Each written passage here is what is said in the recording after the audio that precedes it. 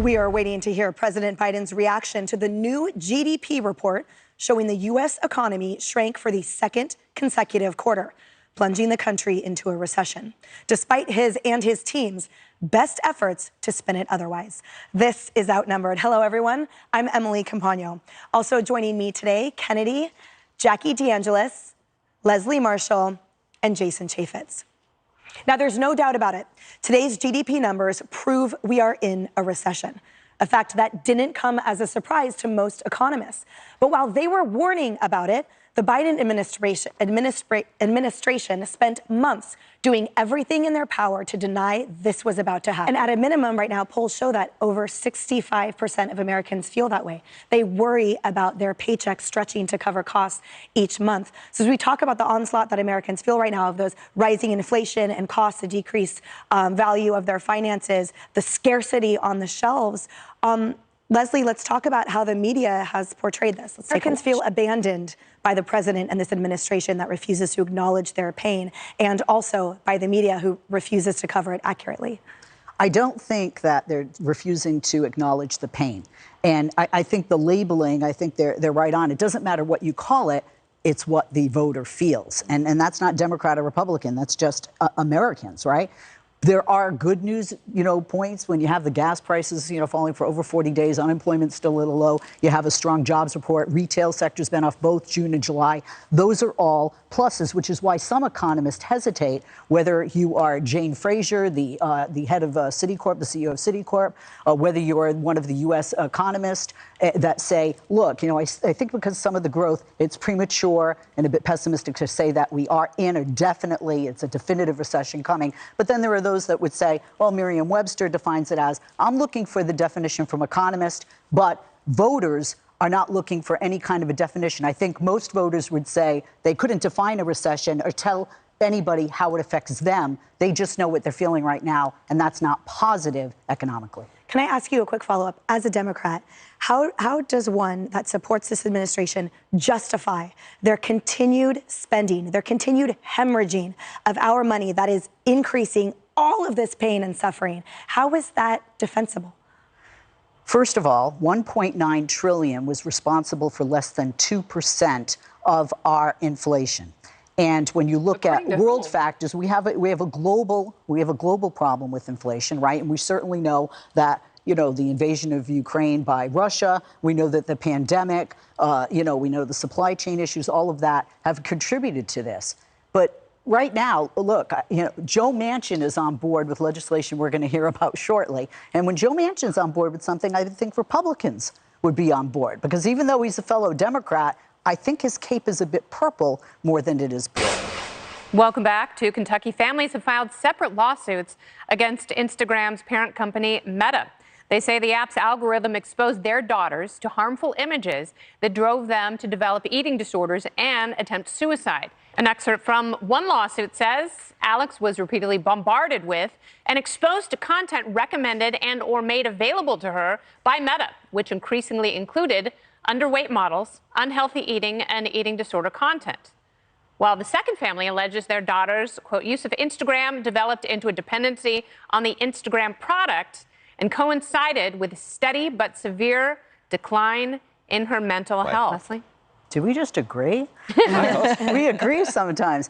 Well, I have so much to say about this. I have buried a child, so my heart goes out to this family and any families that do that.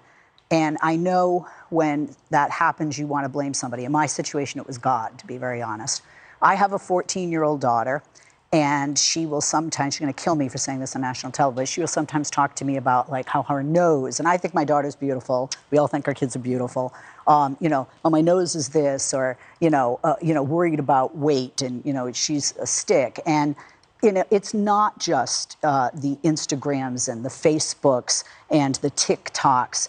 I really think that women, I know that since Adam and Eve, women have been judged by how we look. Men do it to us, women do it to each other. And that's a bigger problem that we need to address for this and for these kids and for our daughters and for the future daughters. But in addition to that, anorexia nervosa, I have a family member, won't say which one, not my daughter. It comes down to pain. It comes down to a lack of self-worth. And that can become, and that's from an often bigger issue. It can be family problems. It can be academic problems. It can be that one kid at school that bothers you and you haven't told anybody about it, and you implode, and then you cut yourself or you don't eat. I mean, like I said, I could go on and on about this. I'm not sure that the lawsuits will make a difference because the problem is much bigger. And to me, it's stop judging women for how we look, and also let's address the problem that these kids want to harm themselves over. In the interim, it might help mitigate, however, the pressures, because I agree with you, it's so much larger than that, but it's a significant component in this day and age that these kids are being dealt with. And by the way, one of those plaintiffs, her anorexia resulted in the loss of her brain matter. So these effects are insurmountable in many cases. Her life is forever altered. It is unrecoverable for her. I am Kamala Harris. My pronouns are she and her. I am a woman sitting at the table wearing a blue suit. The woke way Vice President Harris introduced herself at a roundtable this week is highlighting the growing frustration Americans seem to have with the left's pronoun preoccupation. And a new study finds that 62% of likely voters think that the gender activists have just gone too far, especially when it comes to all the different ways we now refer to people. Meantime, Merriam-Webster's online dictionary is also getting into the act, now out with this secondary definition of female as, quote, having a gender identity that is the opposite of male. Yeah, to that point, the hard part is often the repercussions, right? As we are all trying to respect each other, it seems like the repercussions are totally disproportionate from an accidental, oh, I'm sorry, I didn't mean, I didn't know. People are getting fired, people are getting prosecuted, people are getting shunned for trying to do the right thing. I'm all about choice. So if you choose to use a pronoun, that's great. Or pronouns. If you want to be a goat, if you choose not to, then choose not to. But I don't think that people should be mocked or ridiculed if they choose to do it. I'm going to give you an example. It happened to me. I was at a meeting and everybody said, my name is Jane Smith and my pronouns are she, her, and everybody. And it got to me. Well, I'm like, I'm Leslie Marshall. My pronouns are she, her. Because you kind of want to peer pressure, right? You get in with it. I've been to conferences where they ask you, how do you identify? I identify as female. I'm a female, I identify as such. I'm not offended by it. I'm not confused by it. It is new and it is something to get used to, and change is something that we all as human beings have a difficult time with. But there are people out there, my own children, who have fun with it. My son wants to be called Wolf, and jokingly, and my husband wants us to call him the Lord, but that hasn't happened in our house. And don't you feel, Leslie, like this is, this ancillary, having it be ancillary is one thing, but having it be primary, again, in so many different arenas, we're really suffering losses that Jackie has spoken about, especially in academia. So it seems like this distraction that has harmful effects on education and advancement. Well, a few things. What are they teaching in China right now? Math. Right. And math is beautiful. They should teach that here. You've seen my son's algebra grades, obviously. To your point, why are we catering to a minority of people and disregarding the 62%? I don't think we are. I think that how did we get here, right? How we got here is that minority of people wasn't perhaps as much a minority as we thought. And especially our children, who are part of the LGBTQ community, especially the children that are trans, and how they were more than marginalized, how they were offended and they were ignored, whether it was within our school systems or just within our systems in general. So I don't think it's a big deal if it's on the bike app, if they're more. Why do you have to introduce yourself at a meeting with your pronoun? I don't have to. It's a choice. I've never been forced. Right. Well, look at that. The two-party system just isn't cutting it for former Democrat Andrew Yang. The former presidential candidate is now partnering with ex-Democrats and Republicans to launch the Forward Party. It aims to appeal to millions of Americans who are fed up with the political polarization, and they're looking for something in the middle. Are these a bunch of mushy moderates, or are they onto something? Because so many people who identify as Republican or Democrat are very fed up with the fact that if you are a Republican coming from a Democrat, you are, I think he's onto something. I really do. I think people are fed up with this duopoly, and they just see two sides who essentially do the same thing, and they hate each other and they fight, and we're at constant impasse and nothing meaningful is ever achieved. So is there something to rising above the fray, being high-minded, going issue by issue with people who are decent?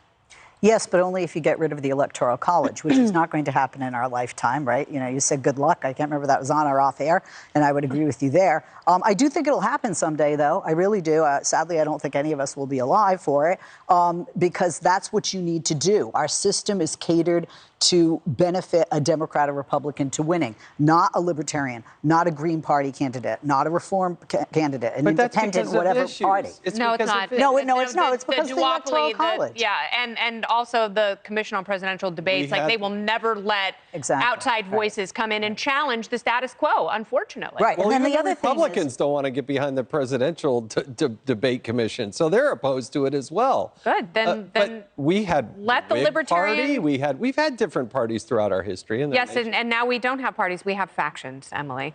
We do, and I agree with you about there is something to that, absolutely, issue by issue with the decent people. I love that notion. The two pillars of the new party's platform are to, quote, reinvigorate a fair, flourishing economy and to give Americans more choices in elections, more confidence in a government that works, and more say in our future, which sounds pretty Republican to me, especially if you add in lowering taxes. But interestingly, and maybe for that reason, more Democrats than Republicans have expressed dismay at this new party for fear that it will draw from their ranks rather than Republicans. Ralph Nader. That's all I'm going to say. Ralph Nader, because every time you have Ralph Nader or a Ralph Nader, it does take away from my party. So, Andrew, you know, I know you. I like you. Stop. Hillary Clinton would argue that Gary Johnson, the Libertarian candidate in 2016, took enough. Just all it took was a percentage here and there. How about Ross Perot? I mean, Ross Perot disrupted. George H.W. Bush would argue that was part of the reason he didn't prevail. Bill Clinton won. Yeah.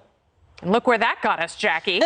Actually, it didn't get us to a horrible place. I think that what is happening with this movement is this underlying need to not be so polarized. And if you look at the last election cycle, I think Joe Biden got his own votes, and then he got some votes from people who might have voted for Donald Trump last time, but didn't want to do it again this time because the two sides were so extreme. And those people, those that flipped over and voted for Biden, were hoping to see a more moderate candidate, a more Bill Clinton style of rule on the economy and on so many other issues. And I think that's really what people wanted. Then they realized Joe Biden is, you know, he's being tugged at by the progressive left. And that's what we're seeing play out over the course of the last year or so. But people's need for centrism is definitely there. I think that if you were a smart candidate on the right or the left, you would grab onto that in the next election cycle, step up to the podium and really be that person. Yeah, and I saw Andrew Yang speak a week and a half ago at Freedom Fest in Las Vegas, and he was talking about this. And, you know, his point was we may not agree on everything. We might not have a universal platform, and that's where coalitions come in. And that's where you have to have people from different parties where you agree on one issue and you come together and you craft legislation and you try and make the country better. You know what I do like, and to your point, okay, I would agree with that. But having the two parties feeds this, you know, polarization and the us and them and the division on two levels, whereas spreading it around. I mean, let's be honest. I have in my Democratic Party people that are not Democrats, right? They're socialist, right? And then we have people in the Republican Party, Rand Paul and others, who are not Republicans, who are not truly Republicans. So I think it's a good idea for the future. And look, I'm into a true democracy where majority rules, not the republic that we operate as. Sorry. The sad part is sort of the futility of this, though, because, you know, that Gallup poll said 2/3 of Americans believe we need that third party. And yet, because your conversation earlier, it's likely not going to happen, right? So the futility part, I think, is what's most disheartening about it, because we all see the need for it. Yeah, but we'll see if centrism will overcome extremism. That will be the ticket. Duchess of Sussex is being accused of being the Duchess of Deceit. Meghan Markle's half-sister has filed a defamation lawsuit claiming that Meghan lied when she told Oprah that she grew up as an only child. But Meghan does, in fact, have two half-siblings. Still, her attorney says, she was well within her rights to make that comment because it was based on a feeling. explaining Meghan's response to that question, that she grew up as an only child, was obviously not meant to be a statement of objective fact that she had no genetic siblings or half-siblings. Rather, it was a textbook example of a subjective statement about how a person feels about her childhood. So Leslie, Kennedy used a qualifier, though, that Meghan didn't. She said essentially. She was raised essentially like an only child in her household, and that right there hits the nail on the head, which is that it's not biologically accurate, but feeling some way is different than stating it in front of a millions of viewers interview with Oprah Winfrey. This is not sitting at a lunch table saying like, yeah, I was raised an only child, and then later like, I have 2 half siblings, but I was the only one in my household. This was a pretty emphatic and clear-cut statement that clearly hurt her half siblings deeply. But my understanding is, and I'm not the biggest fan of Meghan, my understanding is, and to your point, she grew up with her mom. Her mom is a single parent, her and her mom. She didn't have a relationship hardly at all with her half-sisters. And I say that because that's what you ever read that? Adopted child and sons, half-siblings, stepchildren, we in society qualify it. And if you're not growing up with these people and it's your mom and it's not their mom, you do feel like an only child. There are people out there who have siblings all over the country, all over the world, and they still feel like an only child because in their family, with their mother, or mother and father, or mother and mother and father, whatever their family dynamic, they were the only kid. They didn't have that relationship with the other siblings.